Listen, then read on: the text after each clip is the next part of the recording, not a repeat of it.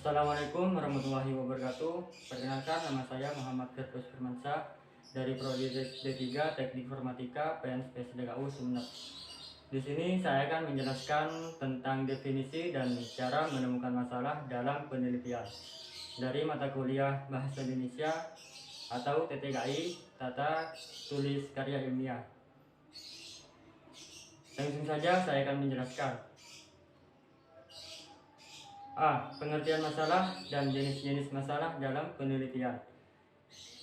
Menurut Stoner, tahun 1982 mengemukakan bahwa masalah-masalah dapat diketahui atau dicari apabila terdapat penyimpangan antara pengalaman dengan kenyataan, antara apa yang direncanakan dengan kenyataan, adanya pengaduan, dan kompetisi.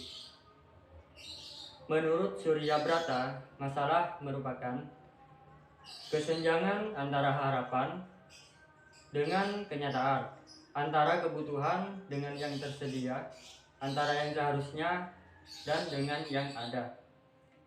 Dan menurut John Dewey dan Kerlinger, secara terpisah memberikan penjelasan mengenai masalah berupa kesulitan yang dirasakan oleh orang awam maupun seorang peneliti.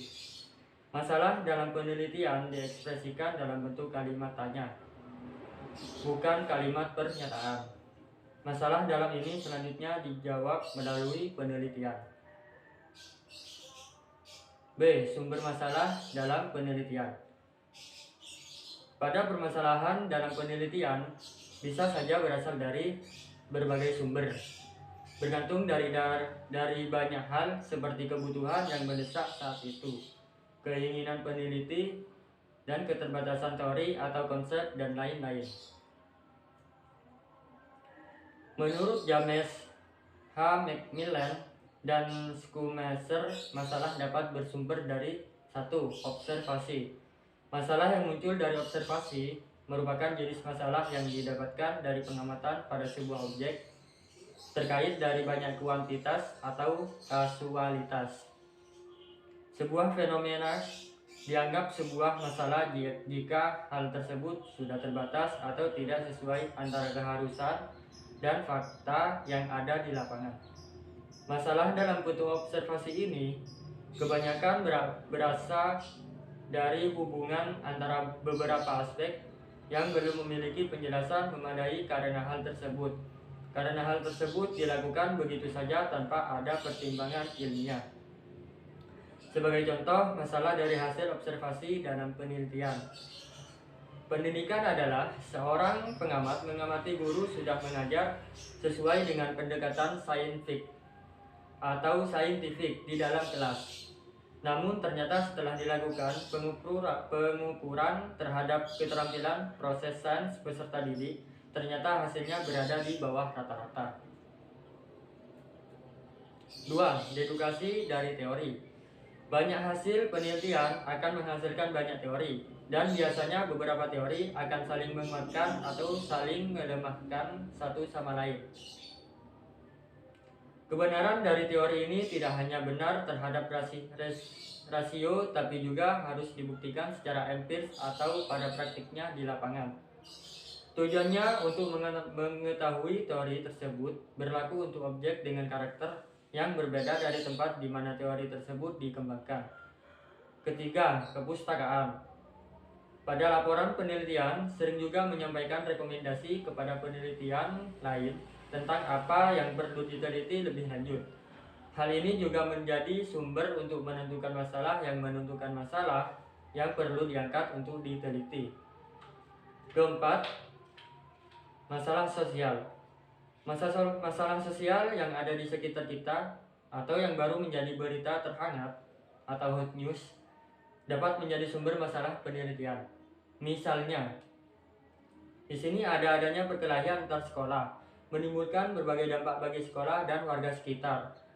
Penggalan program 3M atau menguras, mengubur, dan menimbun sebagai upaya pencegahan penyakit demam berdarah. Dalam pembuatan keputusan tertentu sering mendesak untuk dilakukan penelitian evaluatif. Hasil sangat diperlukan untuk dijadikan dasar pembuatan keputusan lebih lanjut. Yang kelima, situasi praktis. Situasi praktis yang dimaksudkan adalah masalah yang muncul setelah sebuah program akan dilaksanakan, sedang dalam proses pelaksanaan atau setelah selesai dilaksanakan munculnya masalah dalam suatu situasi praktis ini setelah melalui proses evaluasi dari sebuah program. Hasil dari penelitian dan evaluasi ini selanjutnya akan dijadikan landasan dalam membuat keputusan tentang program yang dimaksud. Keenam, pengalaman pribadi. Pengalaman pribadi dapat menimbulkan masalah yang memerlukan jawaban empiris untuk mendapatkan pemahaman yang lebih mendalam. C. Jenis-jenis masalah dalam penelitian. Masalah dalam penelitian menurut Sugiono tahun 2019 dapat dikategorikan berdasarkan 3 jenis sebagai berikut. Yang pertama, permasalahan deskriptif. Permasalahan deskriptif merupakan permasalahan dengan variabel mandiri baik hanya pada satu variabel atau lebih.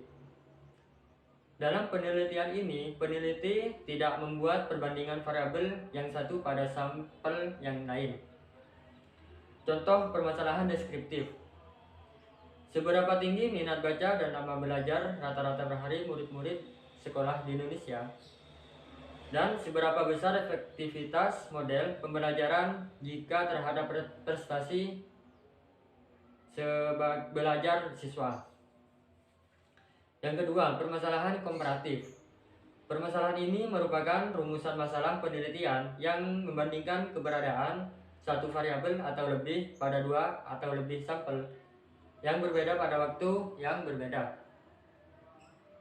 Contoh, adakah perbedaan prestasi belajar antara murid dari sekolah A dan sekolah B? Yang ketiga, permasalahan asosiatif. Permasalahan ini merupakan rumusan masalah penelitian yang bersifat menanyakan hubungan antara dua variabel atau lebih. Terdapat 3 bentuk hubungan, yaitu A. Hubungan simetris. Hubungan simetris adalah suatu hubungan antara dua variabel atau lebih yang kebetulan munculnya bersama. B. Hubungan simetris. Hubungan kasual. Hubungan kasual adalah hubungan yang bersifat sebab akibat. Jadi di sini ada variabel independen dan dependen. C. Hubungan interaktif atau resiprokal atau timbal balik. Hubungan ini adalah hubungan yang saling mempengaruhi. Di sini tidak diketahui mana variabel independen dan dependen. D. Kriteria masalah dalam penelitian.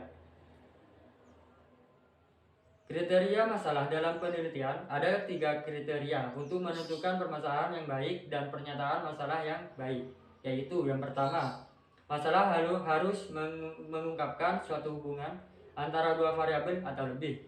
Dengan demikian, masalah-masalah itu mengajukan pernyataan-pernyataan seperti apakah A terkait dengan B, dan apakah motivasi belajar mempengaruhi hasil belajar.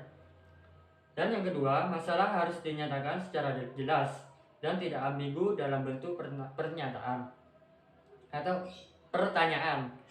Yang ketiga, masalah dan pernyataan masalah harus dirumuskan dengan cara tertentu yang menyiratkan adanya pengujian yang empiris. Yang terakhir ada E, cara mengidentifikasi permasalahan dalam penelitian. Mengidentifikasi masalah, penelitian dilakukan untuk menentukan masalah mana yang perlu segera dicari penyelesaiannya. Mengidentifikasi permasalahan dapat dilakukan dengan cara mengelompokkan sekaligus memetakan masalah-masalah tersebut secara sistematis berdasarkan keahlian bidang peneliti. Menurut Ahmad Mursanto, dalam mengidentifikasi masalah perlu memperhatikan hal-hal berikut.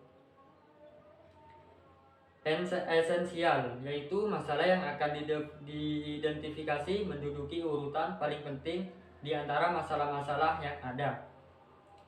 Urgen, masalah yang akan dipecahkan mendesak untuk dicari penyelesaiannya. Dan yang terakhir ada masalah mempunyai manfaat apabila dipecahkan. Hanya itu yang saya sampaikan. Mohon maaf bila ada kesalahan kata. Assalamualaikum warahmatullahi wabarakatuh.